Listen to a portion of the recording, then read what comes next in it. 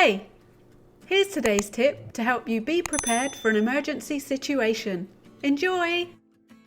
If the coronavirus has taught us anything, it's that at any time we can all be affected by a food shortage. Let's face it, we're all busy and too used to being able to get food as and when we need it. So most people aren't even prepared for food shortages at all, not even for a few days.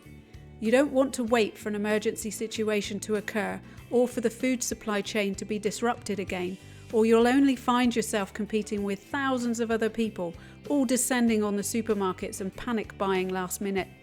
That's why in part 1 of this food shortage video series, I'm going to share the top 3 survival food groups and foods you need to have stored now, including my number 1 recommended item.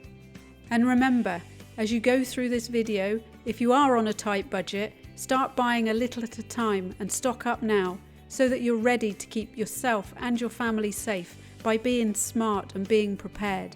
So here we go. Number 1, grains and starches.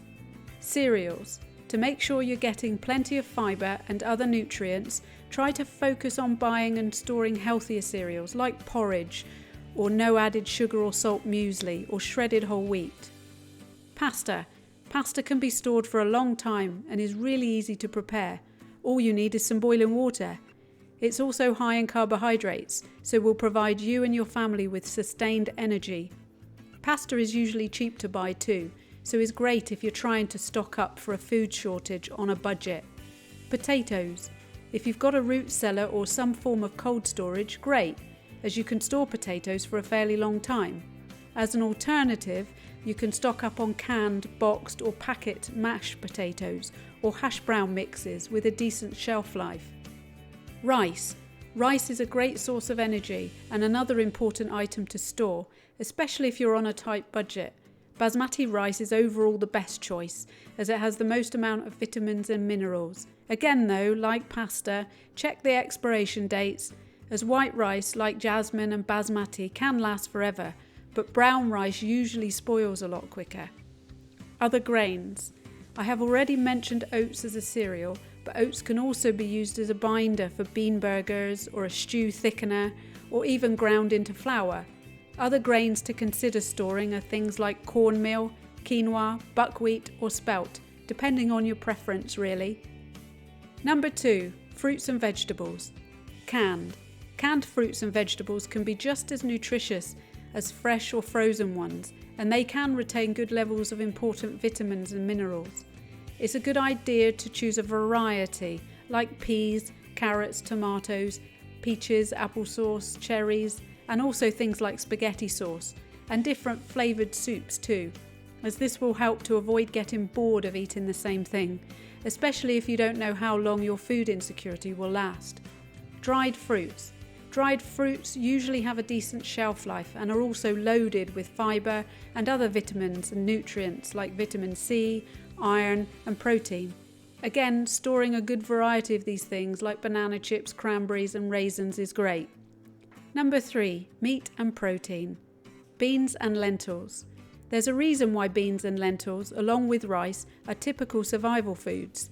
They can be cheap to buy, are rich in proteins and nutrients, and can be stored for many years.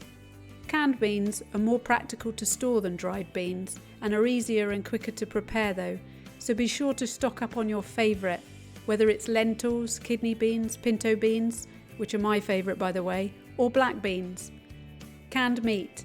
The same as canned fruits and vegetables, be sure to stock up on canned meats too, unless you're a vegetarian or vegan of course. Again, canned meat will store for a long time, so consider adding canned fish in oil, ground beef, chicken, spam and pork. Nuts and seeds. You always need to remember to try and maintain a good balance of protein, carbs and fat during a food shortage, and nuts and seeds are a great source of all of these, so are very important. When buying nuts, look for the dry roasted and salted ones, as they can keep much better. Raw nuts can grow fungus if not stored correctly, so best to avoid these. You can also choose nut butters like peanut butter and almond butter, as these have a good shelf life. Seeds like sunflower and pumpkin can quickly deteriorate when exposed to warm, humid environments, so be sure to keep your nuts and seeds, along with your other items, out of the sunlight in airtight containers and in a cool, dry place, but not too cold though.